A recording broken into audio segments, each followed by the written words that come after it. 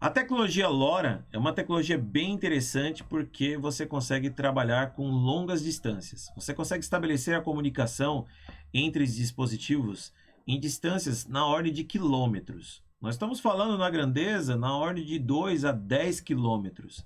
Obviamente que isso muda de acordo com o ambiente, se é um ambiente urbano, semi-urbano, né? Se é uma área rural, por exemplo.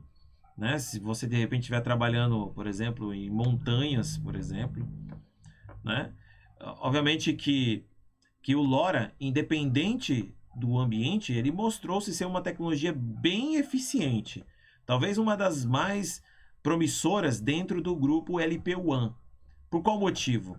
Porque o LoRa, além de ele ser um rádio bem mais simples de ser utilizado comparado com as outras tecnologias, né, IEE 802.15.4, por exemplo, como o Zigbee, né, ele é mais barato, né, é uma tecnologia mais barata de ser utilizado e pelo fato dele atingir distâncias maiores, você precisa de menos gateways, né, comparado a essas outras tecnologias mesh, por exemplo. Né? O LoRa tem algumas restrições, porque o perfil normal do LoRa é trabalhar dentro de uma rede estrela. Esse é o formato padrão da tecnologia LoRa. É possível também trabalhar com rede mesh com LoRa. Só que o LoRa tem alguns problemas de se trabalhar porque ele é half duplex. Ele não é full duplex. Então o que significa isso? Significa que enquanto ele está transmitindo uma mensagem, ele deixa de receber. Né? E vice-versa. Enquanto ele está recebendo uma mensagem, ele não pode transmitir uma informação. Então, trabalhar com rede mesh com a tecnologia LoRa ainda é um desafio, porque você precisa entender que esse mapa de roteamento da própria rede mesh, ele precisa ser propagado em todos os nós na rede, para que cada dispositivo saiba exatamente qual seria o caminho de propagação dessa informação até o seu destinatário. Né? Então, por esse motivo, né, devido a essas limitações que existem no rádio, é muito comum nós utilizarmos a rede LoRa no formato estrela. Porém, quando a gente faz a leitura de LoRa e LoRaWAN, nós percebemos que existe talvez uma certa confusão com relação ao nome. Em alguns momentos, você percebe que o autor cita LoRa, mas na verdade ele está falando de LoRaWAN. Em alguns outros momentos, você ouve falar sobre LoRaWAN, mas na verdade ele está falando de LoRa. Então, quais são as diferenças entre LoRa e LoRaWAN? O LoRa, basicamente, é a camada física. Essa camada física é responsável em modular e demodular os sinais, né, a serem transmitidos ou sinais recebidos. Né? Então, nós temos uma grandeza analógica, no qual vai ser convertida para digital, né? E nós temos uma grandeza digital, no qual vai ser convertida para uma grandeza analógica. E essa camada física, ela segue algumas frequências. No caso da tecnologia LoRa, nós podemos pegar o padrão europeu, nós podemos pegar o padrão americano, o padrão australiano, né? Então, existem algumas faixas de frequências de operação. Aqui no Brasil, foi adotado o padrão australiano, no qual nós trabalhamos a 915 MHz. Né? Então, tem algumas regrinhas aí, do qual eu vou comentar provavelmente aqui em outras aulas. Mas entenda-se que o chip SX1276, 1278, basicamente ele contempla a camada física. Só que o que acontece? A partir desse momento, as empresas perceberam que a tecnologia LoRa é uma tecnologia muito interessante. Então, existem grupos, né, que têm interesses comerciais no uso dessa tecnologia. E daí eles se reúnem e começam a determinar padrões. Né? Padrões para estabelecer aqui alguns critérios de como que será realizado a intervenção com essa camada física do rádio. E daí surge o consórcio que é o LoRaWAN. O LoRaWAN é um consórcio de muitas empresas, talvez na ordem de 400 a 500 empresas hoje, né? Que é o LoRa Alliance, né? E o LoRa Alliance, o interessante dele é porque é uma especificação aberta. Então, tanto você quanto eu podemos simplesmente acessar o consórcio e fazer o download das especificações, né? Porém, a tecnologia LoRa é uma tecnologia proprietária.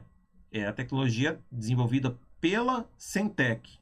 Então, todas as outras empresas de semicondutores que quiserem utilizar a Semtech, esse dispositivo, esse rádio integrado à sua pastilha, de alguma forma tem que pagar uma espécie de um royalty, uma licença de uso para a Semtech. Mas a especificação LoRaWAN é uma especificação aberta, né? Isso é bem interessante porque dá essa abertura para que surja muitas implementações, né? Principalmente a nível de servidores, né? De bibliotecas, de stack, para poder trabalhar com esse rádio de diferentes formas. Então, quando nós falamos a respeito de LoRaWAN, nós estamos falando de software.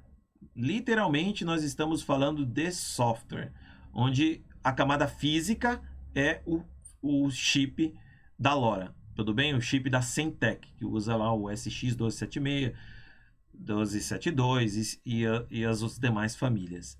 No protocolo LoRaWAN, nós temos a camada de aplicação, seguido da camada MAC, né? E, obviamente, as formas, né? Os modelos de operação definida por essa camada MAC, que são as classes de operação. Essas classes de operação, elas definem como que o rádio LoRa vai operar. Então, você pode operar ele no modo classe A, no modo classe B e no modo classe C. Antes de eu explicar sobre esses modos, entenda-se o seguinte. Quando a gente trabalha com um rádio, normalmente você tem a camada física, a camada MAC e a camada de enlace. E, obviamente, a partir desse momento você tem as demais camadas de transporte, seção, tudo vai depender do protocolo que você estiver utilizando. A camada MAC, ela tem comandos, e esses comandos vão definir como que o rádio vai operar. No caso da tecnologia LoRaWAN, nós temos essas classes, que é a classe A, classe B e classe C. Qual é a diferença entre essas classes? Bom, antes de eu responder sobre isso, o importante é você entender o seguinte.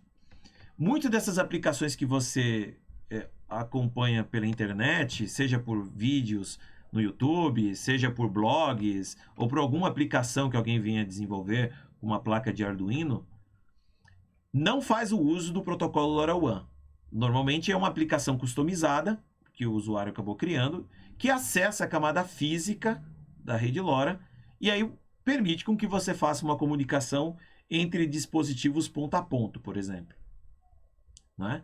Agora, caso você queira seguir o padrão LoRaWAN, você obrigatoriamente vai precisar ter um stack, ou seja, construir um conjunto de bibliotecas para que possa dar suporte a essas classes. Você, de repente, não precisa atuar com todas as classes. Pode trabalhar com a classe A. Porém, o protocolo LoRaWAN, ele normalmente demanda outras infraestruturas de hardware, como, por exemplo, um gateway e um servidor de aplicação. Um servidor LoRaWAN e um servidor de aplicação. Então, normalmente são esse hardware, que no caso é o gateway, o servidor